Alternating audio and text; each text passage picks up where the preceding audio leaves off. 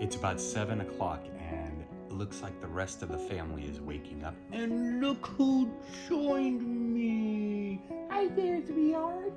This is Faith. She decided to climb out of bed and join us this morning. It's always good to have her. So I used my sister's car just for, a few minutes as mine's in the shop and won't be back until Monday, hopefully. Just to run out and get some cigarettes. Still smoking, unfortunately. Just can't seem to give that up. It's kind of my last vice. Except for this. This is another vice of mine. I don't buy them very often, but I guess it's kind of that addictive personality. I'm like, ooh, what if? What if? Could you imagine what I could do with $1 million? I could do some pretty cool stuff.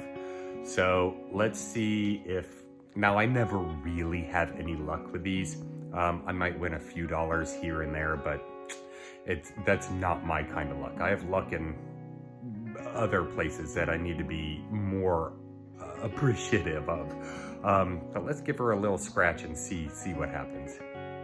Ironically, I am going to scratch it right on top of Warren Buffett's book. I like learning more and more about the stock market and things like that. So if this is a huge winner, maybe I'll dump some of the winnings here into the stock market. Not the $1 million winner, but I came out $5 ahead. Overall, not a bad day, right? Anyway, all right, time to get back to my book, writing. I'm focusing on that and, schooling today. Can't forget about that. But those are my two objectives today. I really want to plow through a couple of hours of schooling, get some work on my book done, and then work on some of the things for the Simple Sober Life, Facebook posts and scheduling out some of that, trying to save as much time as possible, make it as efficient as possible. But yeah, that's pretty much the day right now. So I came outside Tuesday morning on my way to work, like I normally do. About 5:15-ish is when I leave for work. Got in my car, everything seemed fine, and I put the keys in the ignition, and click, click, click, click, click, click, click. Oh, crap. I forgot to charge up my car. I know. The alternator's going bad, so, I gotta charge my car every couple of days. So I throw it on the charger real quick. I call up to work and let my boss know that I'm gonna be a little bit late. And I throw it on the charger and, I wait about a half hour or so and I check it and the battery says 100%. Super excited. All right, now I can get to work. I won't be too late. No big deal. So I take the charger off, put the key back in the ignition, and click, click, click, click, click. What is this madness? Click, click, click, click, click, click, click. Click. Now it won't even do anything. Holy Moses. All right, so I know that I bought a piece of junk car. I'm well aware of that fact.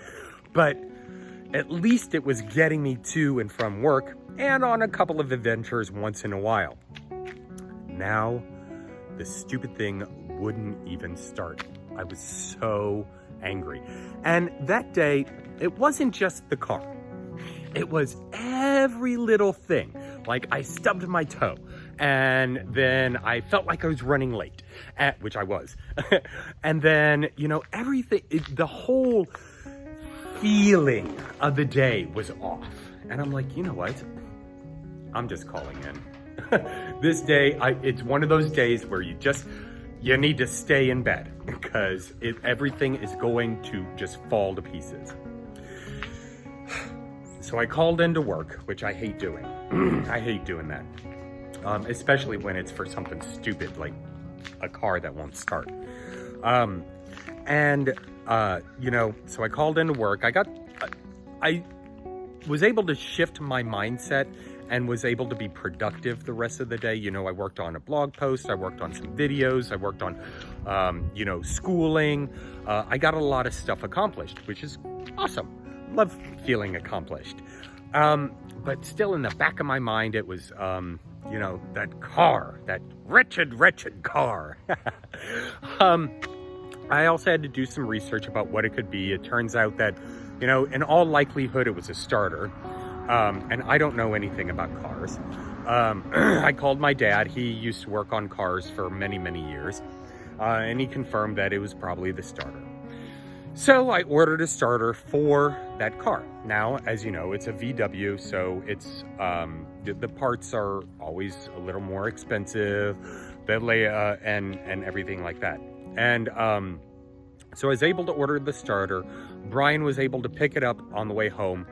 And, you know, by the time we got everything set up, it really wasn't a good time. The light was dimming, the sun, we didn't have much sun, and we couldn't get the wheel off. We couldn't get the freaking wheel off because the car won't, like, I guess the bolts are different or something on the tire, and we didn't have the tools to get it off.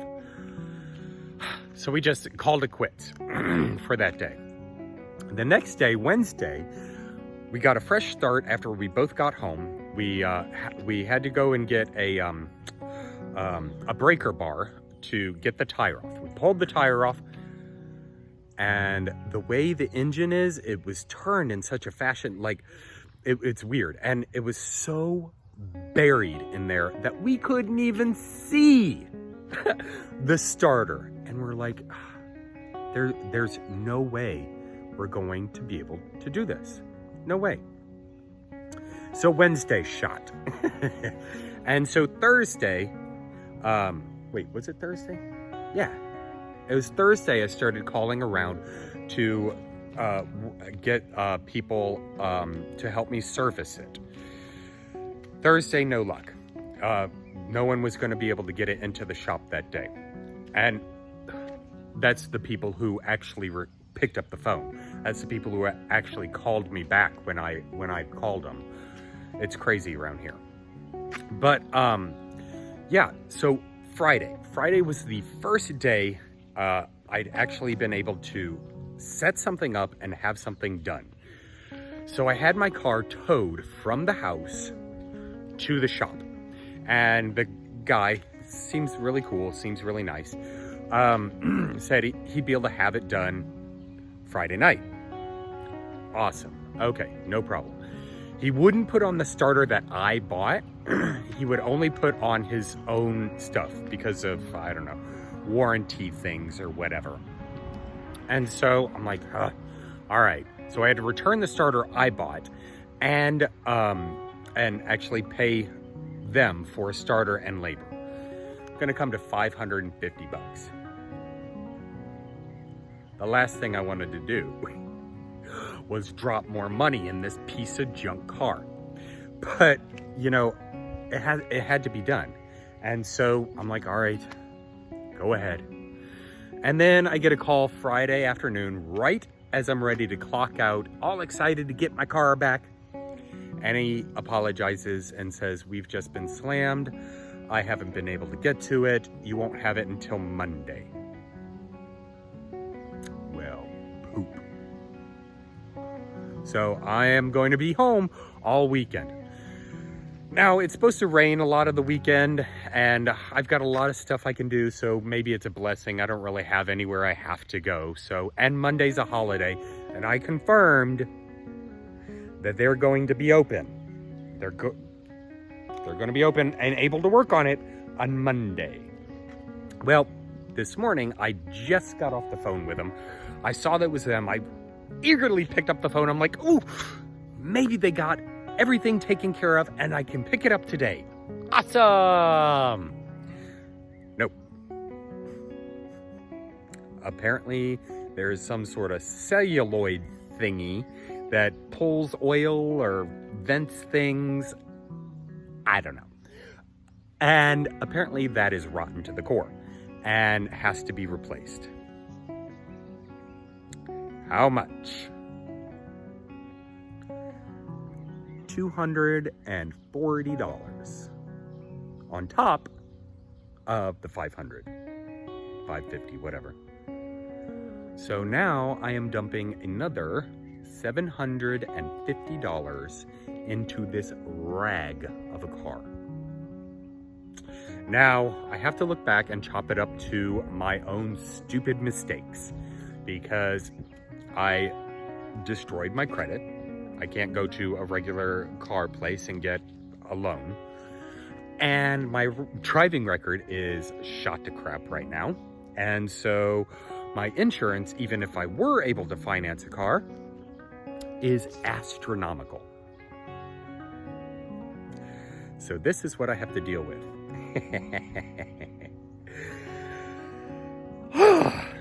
Take a deep breath in. What are the positives? So the positives are that I actually have a job that I am able to go to and able to pay for these mistakes, these mechanical errors as well as past errors. I have a house. I have a comfortable place to stay where I can work. I'll have all the time I need to work on my book, to work on videos, and, you know, do whatever I need to do in order to accomplish more goals so that I can better equip myself to get out of this situation. Awesome. Okay, so that's what I'm doing. I have officially reached 288 pages in my book. That's, I don't know about you, but that, to me, I'm pretty proud of myself. That's pretty cool. 288 pages. That's unreal to me. You know, the Facebook page is growing astronomically. I started Instagram. I started a merchandise shop where 10% of the proceeds will go to a sober-based charity. Life isn't too bad, right? It could definitely be worse. In fact, a year ago, it was way worse. And so I need to continuously respect the gratitude and respect the process because it's been a process. It's just about lunchtime and I have been doing a lot of work. I got a number of videos done, got a couple of pages written in the book. What the heck else did I do? I feel like I did more than that. Maybe I haven't. I don't know. But it's getting to be lunchtime and I'm starving. I've been on this crazy diet, very low carb, very low dairy and things like that. Because I'm in that challenge and I will win. But I have some leftover. Last week for my meal prep, I made pollo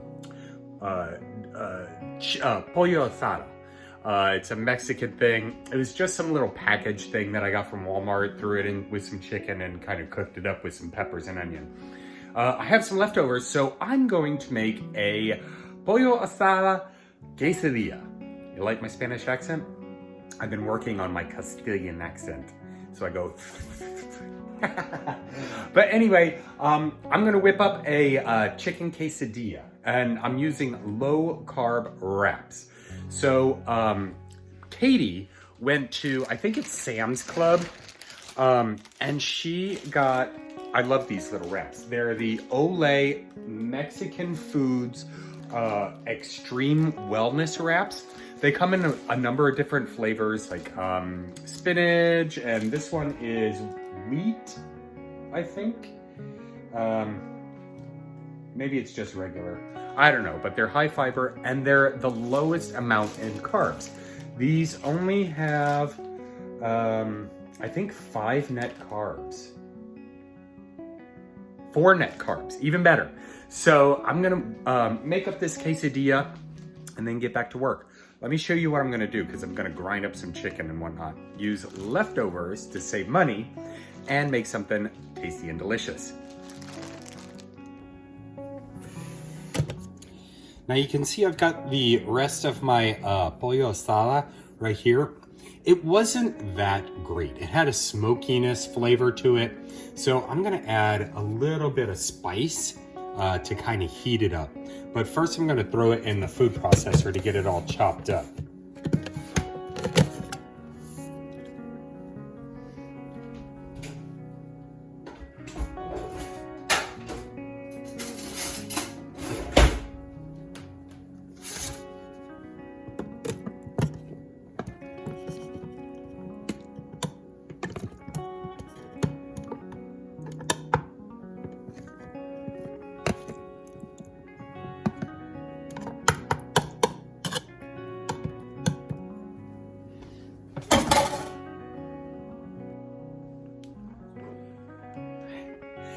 Yesterday, Katie's obsessed with spices, and I love it because there's such a wide variety of things to use in the house.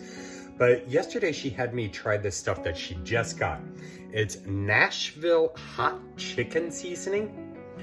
I put it in my mouth, and literally my mouth burst into flames. It was crazy because like it hit the back of my throat first and then hit my tongue, and it lasted for like a half hour. So I'm gonna throw a little bit of this in there, not too much because it's strong, it's powerful. I'm not sure exactly where she got it, but it's got a great flavor and it's got some heat. So I'm just gonna, ooh, it comes out quickly, be careful. I'm just gonna sprinkle that on top. That might even be too much, but we'll give it a whirl.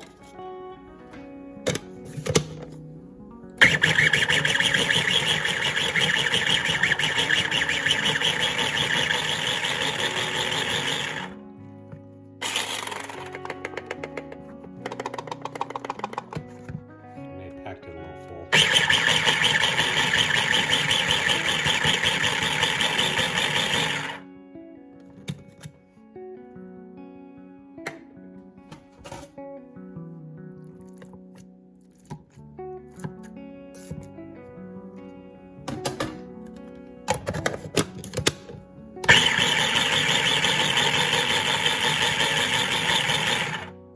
That should be good.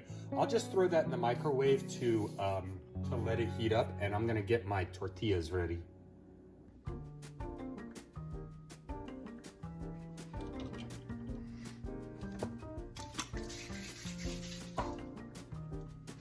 Just gonna spray off the pan so it doesn't all stick there.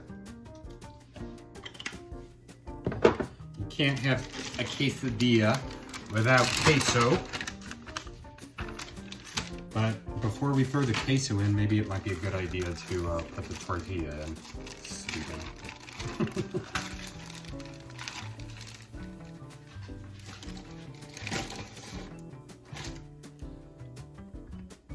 Drop that in there.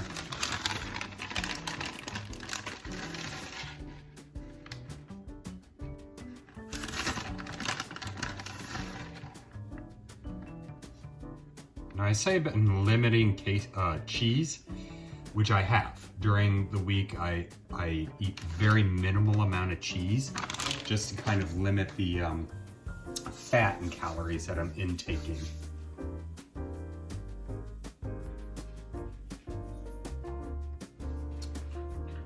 All right, while that cheese is getting ready and melted, I'm gonna go ahead and throw this chicken into the microwave to heat it up. Yesterday I didn't do that, and I just heated it up in the quesadilla, and the whole thing burned because I couldn't get it heated through. So I'm gonna try it a different way this time.